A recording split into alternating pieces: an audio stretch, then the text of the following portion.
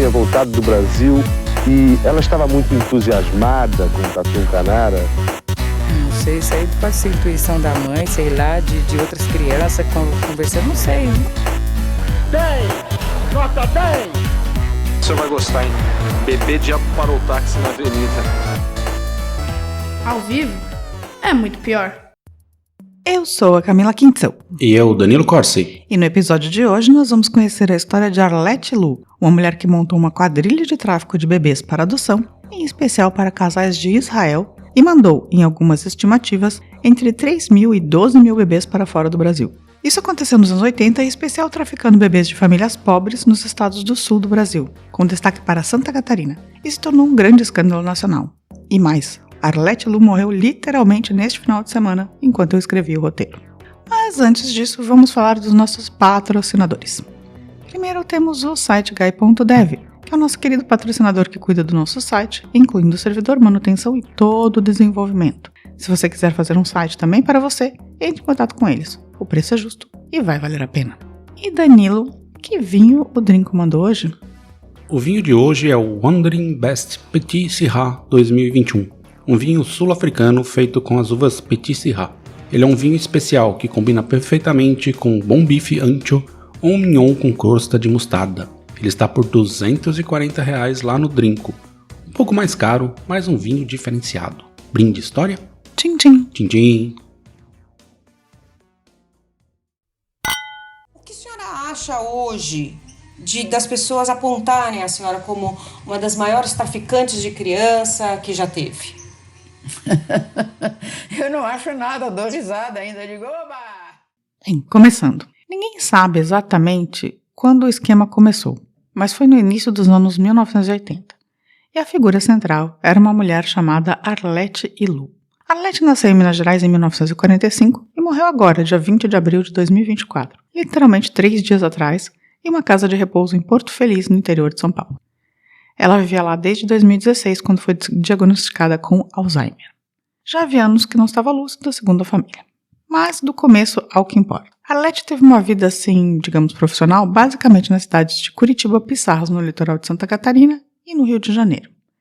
Ela se apresentava como advogada e, a princípio, trabalhava na Penitenciária Estadual do Paraná, onde foi demitida em 1981. Aí ela começou a trabalhar como curadora especial de menores, ou seja, ela estava envolvida diretamente com a vara da infância de então, e era um cargo novo. E ali, como curadora, nessa vara especial de menores, ela fez seus contatos. Com o tempo, ela se apresentava de diferentes maneiras, como advogada, enfermeira, funcionária da vara, assistente social, etc. Já em 1983, ou seja, apenas 2 anos depois de ter saído do seu trabalho na penitenciária, um movimento estranho estava acontecendo na maternidade Santa Brígida, em Curitiba, que chamou a atenção da imprensa. A década de 80 era meio terra sem lei em termos de adoção e de cuidados com a infância. O Estatuto da Criança e do Adolescente, o ECA, ainda não existia, nada era muito regulamentado. Disso surgiu até um apelido, a adoção à brasileira, que era basicamente você registrar o filho de outra pessoa como seu, o que aconteceu demais no tempo, Acho que todo mundo conhece uma história de alguém que foi simplesmente registrado como filho de outra pessoa, não, Danilo? Imagino que sim. Eu conheci vários casos desses. Mas, quando existia uma desistência da mãe ainda na maternidade, então quando a mãe tinha o filho na maternidade e não queria levar o bebê para casa, era algo diferente. Explicando, existia um tipo de procedimento para adoção quando uma mãe decidia doar seu filho ainda na maternidade, o que não era incomum nessa época. Antes de Arlette aparecer lá em Curitiba, esses bebês recém-nascidos ficavam no hospital, sendo cuidados pelas enfermeiras e pelos médicos e tal, até passarem todos os trâmites da adoção pelo sistema de justiça, o que poderia demorar semanas e até alguns meses. A gente sabe, procedimento da justiça brasileira. Depois da Arlette, a coisa mudou em muitas maternidades de Curitiba, e isso começou a chamar a atenção dos médicos e enfermeiras. Estranhamente, 48 horas depois de a criança nascer, ela já era levada por uma assistente social para longe do hospital. E para onde ela era levada? Para um apartamento perto da vara da infância e da adolescência que funcionava como um berçário improvisado. Lá, Arlette e sua irmã cuidavam desses bebês até acontecerem os processos de adoção. Só que esses processos de adoção começaram a ser quase todos para Israel. Nas declarações que eu li, o maior número de bebês que Arlete manteve nesse apartamento perto da vara da infância era de 16 recém-nascidos. E por que Israel prioritariamente? Bem, em todo lugar que eu li sobre essa história, a desculpa é que em Israel simplesmente não existiam crianças disponíveis para adoção. A educação sexual era boa, então pouca gente engravidava sem querer, nos anos 80. Além disso, o aborto era legalizado e não estigmatizado. Então quem engravidasse sem querer ainda tinha essa possibilidade disponível. Assim, havia uma falta real de crianças para adoção. Isso fez com que os casais israelenses começassem a procurar oportunidades em países de terceiro mundo. Uma onda meio Madonna, Angelina Jolie, sabe? Mas antes. A questão é que é difícil você encontrar crianças pobres e brancas. Por aí, né? Talvez no leste europeu. Mas sabe onde mais tem criança pobre e branca? No sul. No sul do Brasil. Então, basicamente, juntou a fome com a vontade de comer. E foi aí que a Arlete apareceu. Ela criou esse esquema de venda de bebês pobres, brancos, para Israel. E esse esquema começou com as mães que já desistiam dos seus filhos, né? Que já não queriam ficar com o bebê.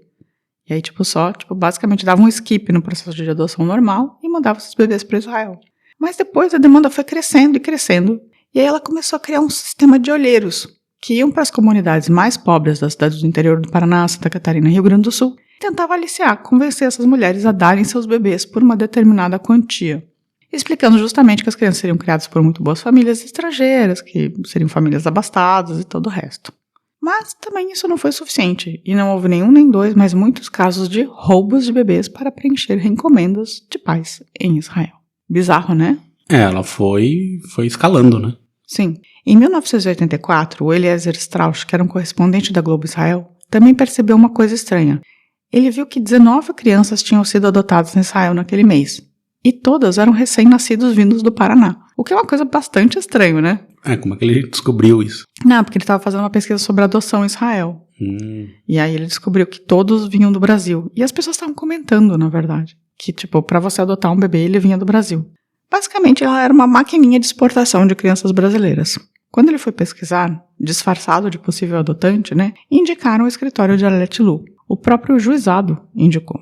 Aí esse jornalista pegou a sua mulher e foi para Curitiba e tentou fazer o caminho dos casais interessados. Arlete, para ele, cobraria $3.200, que era considerado uma ajuda de custos para os pais das crianças, mais as taxas de adoção, que no Brasil era equivalente a R$400 na época, mas ela colocava num pacote com milhares de dólares também. Então Eliezer se juntou com uma outra jornalista chamada Elza Oliveira e foram os primeiros a revelar o caso, primeiro no estado de São Paulo e depois no estado do Paraná, que aí a notícia começou a repercutir. Basicamente eles escreveram uma matéria falando, olha só, o que está acontecendo. Em Israel, a coisa também já estava bem organizada e tinha tudo, até uma agência de viagens que acertava passagem, estadia, o contato da Arlete Lu e mandava os pais israelenses para o Brasil. Em alguns casos, Lu também levava a criança para Israel, tudo com documentos falsos criados com a ajuda de comparsas. Sim, a Arlete teve em algum momento até 30 pessoas trabalhando com ela, no auge da história. Gente, desde a vara da infância, cartórios, na Polícia Federal também para gerar passaportes falsos e documentos falsos. Muito dinheiro, né? Muito dinheiro envolvido. Nessa época, entre 1984 e 1985, já tinha cerca de 2.000 crianças em Israel, crianças brasileiras, né? E nessa época, depois do estouro da reportagem, a polícia começou a achar esses apartamentos em que as crianças ficavam até serem literalmente exportadas, né?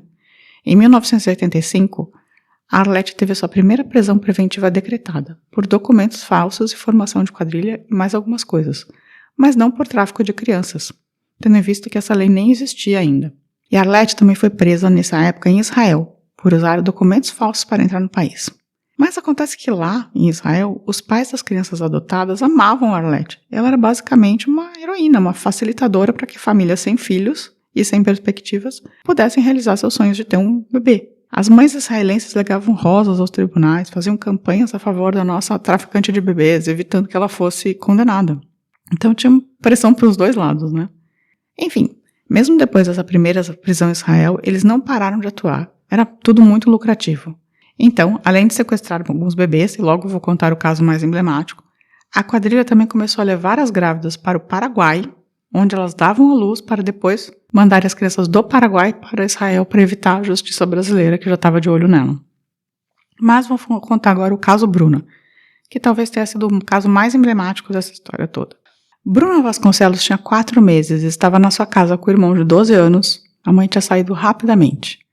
Nesse meio tempo que estavam só as duas crianças em casa, apareceu uma mulher na casa da mãe de Bruna e falou pro irmão que ela estava devendo dinheiro para a mãe dele, mas que precisava trocar, só tinha uma nota grande. Então ela pediu pro menino para ir até o boteco da esquina trocar o dinheiro para ela para poder pagar a mãe dele. Ele foi e enquanto ele ia lá, ela pegou a bebê Bruna e saiu.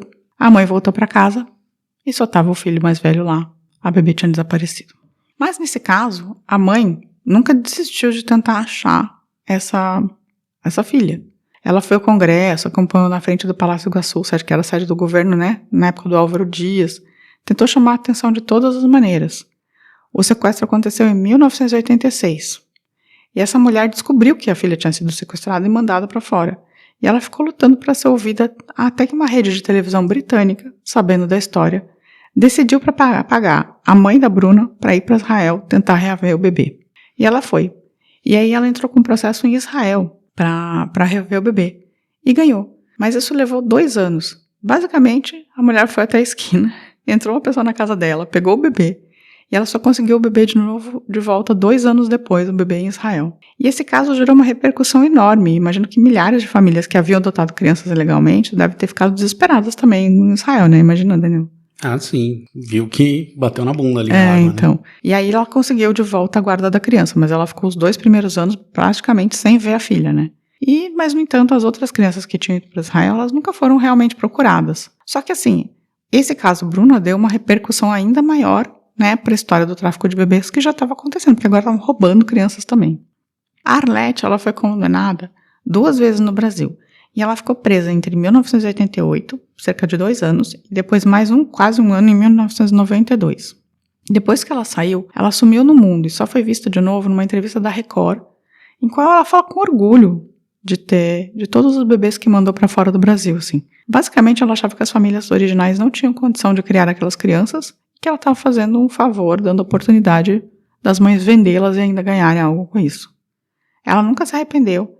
E essa entrevista, é bem horrível, pra falar a verdade, sabe? Do jeito que ela fala dos bebês e tal, e das crianças. E na entrevista ela fala que tinha mandado crianças para Israel semana anterior, assim, isso era 2000 e pouco.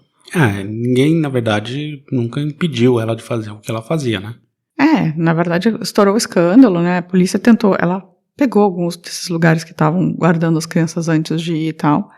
Mas, assim, até a lei, por causa do caso Bruna, é que surgiu, na verdade, uma lei depois sobre isso. Muitos dos adotados, que agora estão entre 30 e 40 anos, vieram ao Brasil procurar as mães biológicas. Já aconteceram uns tantos encontros, mas como os documentos eram falsificados, fica muito difícil para eles até saberem o básico, assim. Agora com esses bancos de DNA, né, tipo Ancestry, essas coisas, eles tá melhorando, porque eles estão conseguindo fazer match entre as famílias, assim. Então já aconteceram alguns casos de match entre as famílias desses bebês, né, ex-bebês que agora são adultos, com as famílias originais. É muito devagar, né? Mesmo porque as famílias originais também não eram famílias muito ricas, assim. Eles não pegavam bebê de gente rica para mandar para Israel, sabe? Basicamente, eles pegavam bebê de gente pobre. Entre 2011 e 2012, o Jornal Diário Catarinense fez uma série de matérias com esses grupos de adotados. E aí a Glória Pérez ouviu falar da história e colocou 2 deles na novela Salve Jorge, porque tem uma história de um tráfico de bebê também na novela Salve Jorge. Valdemar Reinert, que era o policial que usava os passaportes descartados para criar documentos falsos e era o principal cupincha da Arlete, também passou curtos períodos de tempo na prisão. Mas, na verdade, nada aconteceu. Então, assim, de verdade, mesmo para a Arlete Lua, assim, ela foi condenada 2 vezes, mas ela passou períodos bem pequenos de tempo presa, né? Uma documentarista israelense chamada Nili Tai fez um documentário em que ela volta com o Brasil com 4 jovens buscando seus pais, assim. O filme se chama Girls from Brazil, mas eu infelizmente não consegui ver. E o mais engraçado é que eu estava na página da mulher buscando o streaming, né, quando eu vejo a seguinte mensagem em inglês, que eu traduzi aqui. Olá, Nili. Meu nome é Mauro Mendonça Filho, diretor de TV e produtor executivo. Estou escrevendo um filme cuja história envolve meninos e meninas israelenses adotados no Brasil. Estou muito interessado em assistir aos seus filmes sobre o assunto, e especialmente A Menina do Brasil. Existe algum serviço de streaming onde eu possa encontrar o filme? Alguma loja que venda o DVD? Basicamente, eu e o Mauro Mendonça Filho estávamos atrás desse filme para ver também. Mas existe esse Girls from Brazil. Eu achei curiosíssima essa mensagem.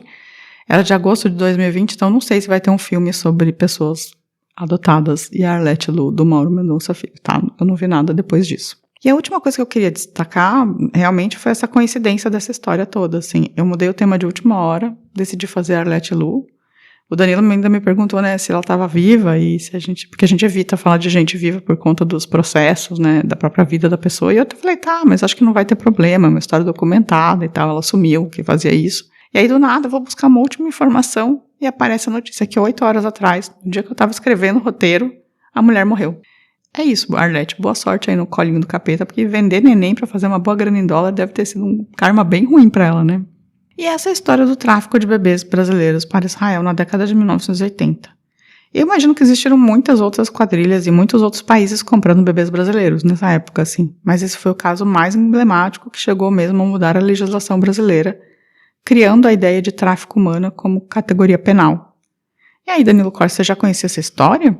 Já conhecia, assim, por cima. Não sabia de todos os detalhes, mas eu sabia dessa história dos tráficos de bebês para Israel. Apareceu em algum outro podcast que eu ouvi um tempo atrás, assim, falando brevemente sobre teve na Rádio Novelo também, tem um episódio na Rádio Novelo sobre isso. Acho que foi lá que eu ouvi. É tipo grande, assim, eles dizem que no mínimo 3 mil bebês foram mandados. Esse é um número estimado, né? E eles podem chegar até 12 mil, assim. Mas basicamente foi por causa dessa lei meio tosca brasileira. E assim, tinha umas coisas meio escrotas assim também. Tipo, bebê de olho claro vale o dobro, sabe? Não, é normal, né? Se você pensar na composição do Estado de Israel, né, das pessoas, eles também procuraram olhos claros, pele branquinha. Então estavam os valores, assim, pelas crianças que eles encontravam, assim. Essa mulher fez muito dinheiro mandando o bebê pra fora, assim. O que me surpreende é que mesmo depois da reportagem, assim, tipo, de fato não pegaram ela, né, não desbarataram a quadrilha. Não, ela na verdade, sim, desbarataram, ela ficou mudando, né, ela teve esse momento que estava no Paraná e quando começou a apertar muito, ela mudou o esquema lá pro Paraguai, né. Sim, mas, tipo, ter colocado todo mundo na cadeia ali, né. Não, eles só, tipo, ficaram mudando de lugar, assim, mas eles continuaram com o mesmo esquema e, assim, ela tinha, sei lá, 20 olheiras, sabe, que ficavam rodando favela, rodando comunidade, tentando achar gente grávida, e elas, tipo, faziam o grooming, né, que fala em inglês, tipo, pegavam uma mulher grávida de 2, 3 meses e ficavam falando pra mulher, tipo, durante 6 meses que ela devia dar o neném, sabe? Sim, vazando a cabeça ali. Né? Basicamente. E aí fez isso, assim, essas mães, muitas delas basicamente venderam os filhos, né, também, ganharam uma graninha, mas também não tinha a menor condição de cuidar dessas crianças, é meio dureza, assim, sabe, tipo... Não, provavelmente, assim, se for pensar friamente, talvez as crianças lá em Israel tiveram uma condição de vida bem melhor do que elas teriam na favela. Mas, assim, tudo deveria ser feito à luz da lei. Né? Não com uma atravessadora ganhando milhares e milhares de dólares pra convencer a mulher a dar seus filhos, sabe? Sim. É muito bizarro, assim. É isso, então a Arlete Lu morreu, gente. Olha aí. Tá? Mais algum comentário? Não, segue o barco. Vamos dar uma pausa e vamos pros recadinhos? Bora lá. O que você falava pra essa mãe que desistia no meio do caminho? Biológica? Não, ela já não podia desistir, mas porque ela já tinha assinado o termo de desistência. Eu ia perguntar pra ela, o que você quer? O que você quer? Você tem o dinheiro que você pegou pra me devolver? Pra me dar, pra eu entregar lá pro juizado? Você tem o dinheiro? Você tem os 3 mil dólares? Tem os 4 mil dólares? Ou você quer o teu filho? Mas aí... Peraí, você já gastou o dinheiro, você já usou o dinheiro, você quer o que agora?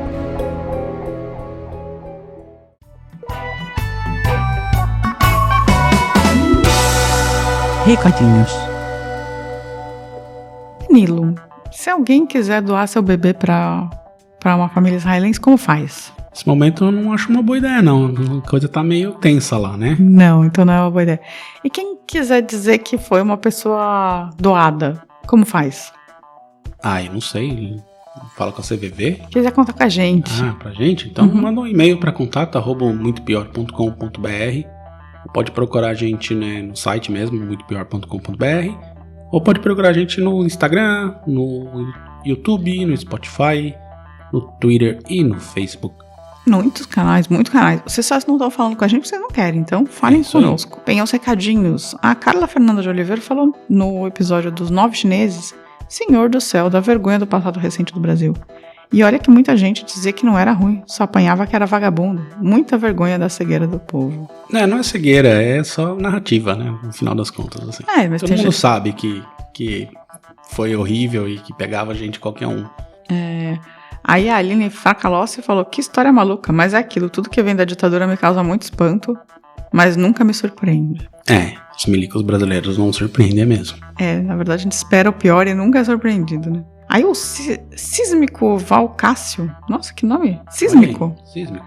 Ele falou, milicos e suas nojeiras. Concordo. E Thaís Brilhante mandou, vergonha dessa época sempre. Sim, essa época tem que ser mais falada, mais exposta.